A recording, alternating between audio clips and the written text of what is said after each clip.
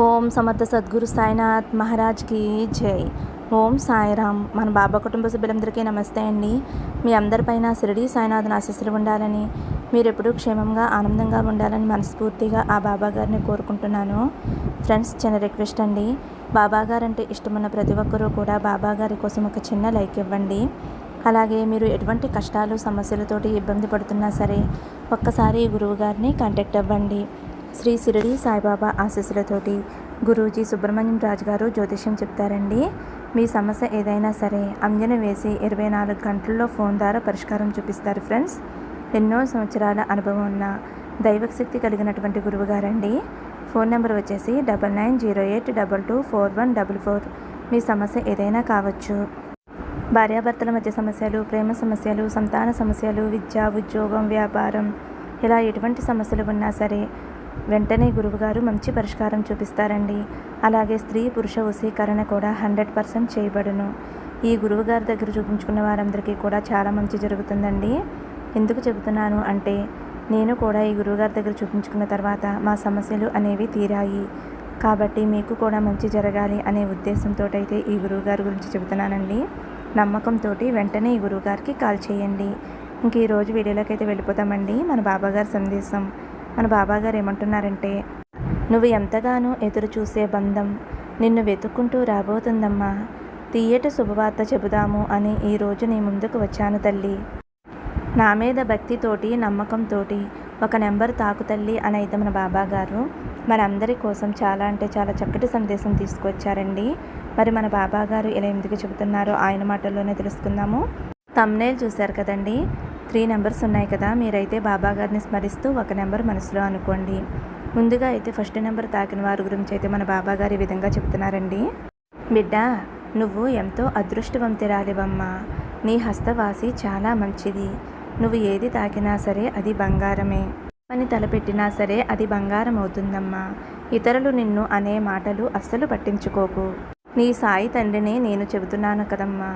నువ్వు నిజంగా చాలా అదృష్టవంతురాలివి. అంటే నువ్వు నా బిడ్డవి కదా.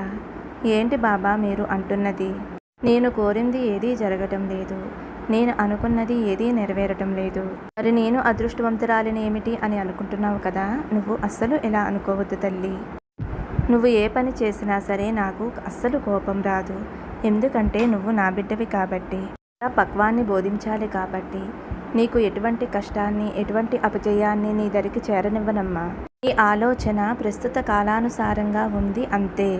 నేను నీ దీర్ఘకాలిక భవిష్యత్తుని, ఆనందాన్ని, సంతోషాన్ని ఆలోచింపచేసి నీకు చిన్న చిన్న సమస్యలు ఎదుర్కొనేలా చేశాను. సమస్యలను దాటితే జయంలోని ఆనందాన్ని నువ్వు అనుభవించగలుగుతావు తల్లి. ఇప్పుడు నువ్వు ఎదుర్కొంటున్న సమస్య భవిష్యత్తులో నీ విజయానికి దారి చూపిస్తాయి. నీ ఎదుర్కొనేలా నిన్ను పక్వంగా ఉండేలా చేస్తాయి తల్లి. ఇప్పటి వరకు నువ్వు పడిన కష్టాలు, నష్టాలు నీ విజయానికి సంతోషం కలిగించేలా చేస్తాయమ్మా. ఇప్పుడు నీకు అన్నిటినీ తట్టుకునే శక్తి నీకు వచ్చిందమ్మా. నీకు కావలసినవన్నీ కూడా నేను ప్రసాదిస్తాను తల్లి.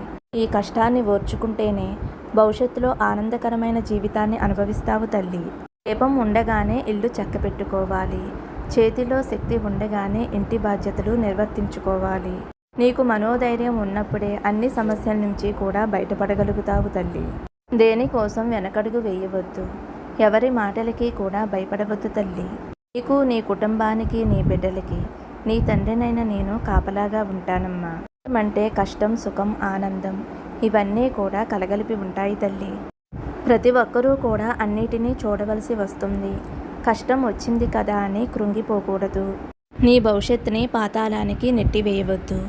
ఓపిక నశించిపోతుంది బాబా అని అనుకోవద్దు. నాణ్యమైనది ఎప్పుడూ కూడా నిదానంగానే వస్తుందమ్మా. ఒకటి గుర్తుపెట్టుకో తల్లి, భవిష్యత్తులో అందరికీ మంచే చేస్తావు. ఆకలి అన్న వారికి అన్నం పెట్టగలుగుతావు. కోరిన వారికి తప్పకుండా సహాయం చేస్తావు తల్లి. సాయి తండ్రి అంత ఎత్తులో ఉంచుతాడమ్మా. అంతేగాని నువ్వు దిగులు పడేందుకు ఏమీ లేదమ్మా. వీళ్ళు అనే మాటలకి నువ్వు అస్సలు బాధపడవద్దు, అస్సలు కలత చెందవద్దు. నీకు నేను తోడుగా ఉండగా నా బిడ్డని ఎవరైనా బాధ పెట్టాలి అని చూసినా అది నెరవేరదు తల్లి.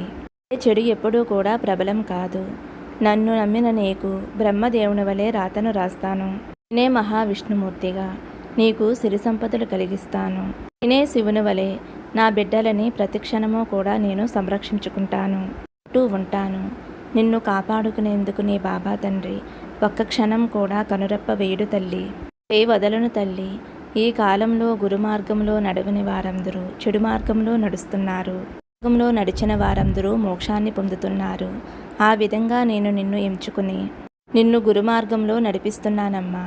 నీ కర్మలు దోషాలు అన్నీ కాల్చేస్తున్నాను. నీ చుట్టూ రక్షణ కవచం ఏర్పాటు చేస్తున్నానమ్మా. నా అనుమతి లేనిది ఏ మాయా కూడా నిన్ను తాకలేదు తల్లి. నీకు మంచి కాలం రాబోతుంది. నీ కష్టాలు నష్టాలు తీరబోతున్నాయి. నీ పూర్వజన్మ పుణ్యఫలం వల్ల నీకు అన్నీ శుభాలే కలుగుతాయి తల్లి. ఇప్పటి వరకు ఎంత కష్టం అనుభవించావో అంతకు మించి ఆనందాలు వచ్చి నిన్ను చేరుతాయి తల్లి. ఎవరు చేసిన కర్మలు వారే అనుభవించాలి. ఈ కలికాలంలో నీ కర్మలను నా పాదాల వద్ద వదిలినావు కాబట్టి కర్మదోషాలన్నీ తొలగించి సంతోషంగా ఉండే అవకాశాలు నీకు ఇస్తున్నానమ్మా. ఇలాంటి అవకాశం నా బిడ్డలకి మాత్రమే ఇస్తున్నానమ్మా. ఇప్పుడు చెప్పు తల్లి, నువ్వు అదృష్టవంతురాలివా కాదా? నువ్వు ఈ సాయి తండ్రి బిడ్డవి తల్లి. నువ్వు తాకిన మొగ్గలన్నీ పువ్వుల్లా విరబూసే సమయం వచ్చేసిందమ్మా. అనుకున్న పనులన్నీ జరగలేదు అని అనుకున్న పనులన్నీ కూడా అతి త్వరలో జరగబోతున్నాయమ్మా.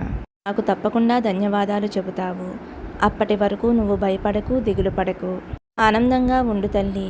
ఇప్పుడు నేను చెప్పింది విన్నాక నీ మనసు ప్రశాంతంగా సంతోషంగా ఉంది కదమ్మా. క్షణము కూడా నువ్వు ఆనందంగా సంతోషంగా ఉండాలి. నేను కోరుకునేది అదేనమ్మా. ధైర్యంగా సంతోషంగా ఉండు తల్లి అని అయితే మన బాబా గారు 1వ నెంబర్ తాకిన వారి గురించి అయితే ఈ విధంగా చెప్తున్నారండి. ఇప్పుడు 2వ నెంబర్ తాకిన వారి గురించి అయితే మన బాబా గారు ఇలా అంటున్నారు. బిడ్డ, ఈరోజు నేను నీకు దర్శనం ఇస్తున్నానమ్మా. వెంటనే నీ సమస్యలన్నీ కూడా మటుమాయమైపోతాయి. కాలంగా నిన్ను వేధిస్తున్న సమస్యలన్నీ తొలగిపోయి అనుకూలమైన రోజులు నీ జీవితంలోకి ప్రవేశిస్తాయి. ఆ తరువాత నిత్య సంతోషంగా నీ రోజులు అనేవి గడుస్తాయి తల్లి. ధన సమృద్ధి కూడా కలుగుతుందమ్మా. ఇప్పటి వరకు ఏ పని చేసినా కలిసి రాక ఎంతో ఇబ్బంది పడుతున్న నీకు ఆ పని కనపడటమే ఆలస్యం. క్షణాల్లో అవుతుంది. దాని ద్వారా అధికమైన ఆదాయం పొందుతావు తల్లి. క్షణము కూడా జీవితంతోటి పోరాటం చేస్తున్నావు. ఈ పోరాటంలో నువ్వు గెలిచావు. జీవితంలో గెలుపు తప్ప మరేమీ ఉండదమ్మా. ఎందుకంటే ఇప్పటి వరకు నువ్వు గడిపిన జీవితం నరకప్రాయమైన జీవితం. వంటి కష్టాలు నేను మాత్రమే పడుతున్నానా, ఈ ప్రపంచంలో మరెవరైనా పడుతున్నారా అని అయోమయ స్థితిలోకి వెళ్ళిపోతున్నావమ్మా. ఎందుకంటే అలాంటి బాధలు కష్టాలు నువ్వు అనుభవిస్తున్నావు. నిజంగా నువ్వు ఎంతో సహనశీలివి తల్లి. ఈ కష్టాలను బాధలను తట్టుకుంటూ సంసారాన్ని నెట్టుకుంటూ వస్తున్నావు. చూస్తూ ఉండి కూడా నీ కర్మఫలం తీరింది ఏమీ చేయలేని పరిస్థితుల్లో ఉన్నానమ్మా. నీ కర్మ ఫలాలన్నీ కూడా తొలగిపోయాయి తల్లి. అందుకే ఈరోజు నీకు సహాయం చేయడానికి వచ్చానమ్మా.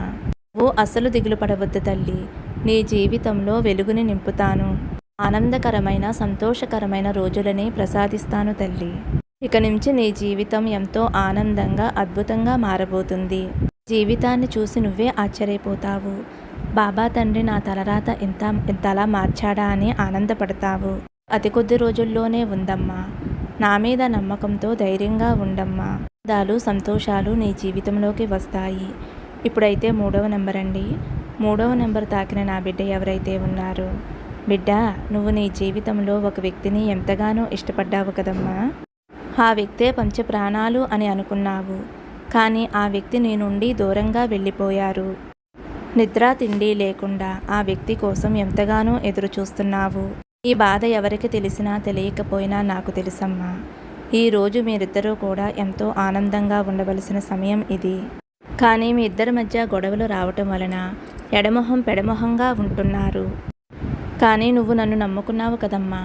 ఆ వ్యక్తి నిన్ను పూర్తిగా అర్థం చేసుకుని నీ మనసేమిటో నీ ప్రేమేమిటో ఆ వ్యక్తికి తెలిసేలా చేశానమ్మా. నీ కోరిక అతి త్వరలోనే తీరబోతుందమ్మా. నీకు ఇష్టమైన వారు నిన్ను వెతుక్కుంటూ వస్తారు తల్లి. వారితో నీ జీవితాన్ని ఎలాగైతే గడపాలి అని కోరుకున్నావో అలాగే గడుపుతావు. వారితో నిత్య సంతోషంగా ఉంటావమ్మా. నీ కోరిక నెరవేరి వారితో షిరిడీ కూడా వస్తావమ్మా అని అయితే మన బాబా గారు 3వ నెంబర్ తాకిన వారి గురించి అయితే ఈ విధంగా చెప్తున్నారండి. ఫ్రెండ్స్, ఎవరైనా సరేనండి, ఏ బంధమైనా సరే తెగేదాకా కూడా లాక్కూడదండి. ఎవరికైనా సరే చిన్న చిన్న సమస్యలు గొడవలు రావడం అనేవి సహజమే. వాటిని పెద్దవి అవ్వకుండా చూసుకోవాలి. మనం మనకి ఇష్టమైన వారి దగ్గర కొంచెం తలదించుకున్నా ఏం కాదు కదండి. ఎందుకంటే మనం తలదించుకున్నాము అంటే మనం ఓడిపోయినట్టు కాదు, మన బంధం బలపడుతుంది. ఇప్పుడు ఉదాహరణకి మీరు బంధం దూరమైంది అని ఎంత బాధపడుతున్నారు. అదే మీరు కొంచెం తల వంచుకుంటే గనక ఈ బాధ అనేది ఉండదు కదండి. ఒకరోజు 2 రోజులు మీకు అనిపిస్తుంది, అయ్యో నేను తగ్గానేమిటి, తలదించుకున్నానేమిటి అని. తర్వాత మీరు నిత్య సంతోషంగా ఉంటారు కదండి. ఆ సంతోషంగా ఉన్నప్పుడు ఆ అవమానం అనేది మీరు మర్చిపోతారు. ఈ చిన్న చిన్న మనస్పర్ధల్ని మనసులో పెట్టుకుని బాధపడకుండా వాటిని ఆదిలోనే తుంచేసి బంధాలకి దూరం అవ్వకండి. మగవారైనా ఆడవారైనా కొంచెం తగ్గాము అంటే ఆ గొడవ అనేది అక్కడితో ముగిసిపోతుంది. తర్వాత నుంచి మనం ఎంతో సంతోషంగా ఉంటామండి. మన బాబాగారు కూడా అదే చెబుతున్నారండి. వచ్చిన బంధంతో కోపం తెచ్చుకోకుండా బంధంతో ఓర్పుతో ఉండండి అనేది మన బాబాగారు చెబుతున్నారండి. ఫ్రెండ్స్, మరి బాబాగారు ఇచ్చిన సందేశం మీ అందరికీ కూడా నచ్చింది అనుకుంటున్నాను ఫ్రెండ్స్. నచ్చితే కనుక ఒక చిన్న లైక్ ఇవ్వండి. సర్వే జన సుఖినో భవంతు. సమస్తం సద్గురు సాయినాథార్పణమస్తు. శుభం భవతు. జై సాయిరామ్.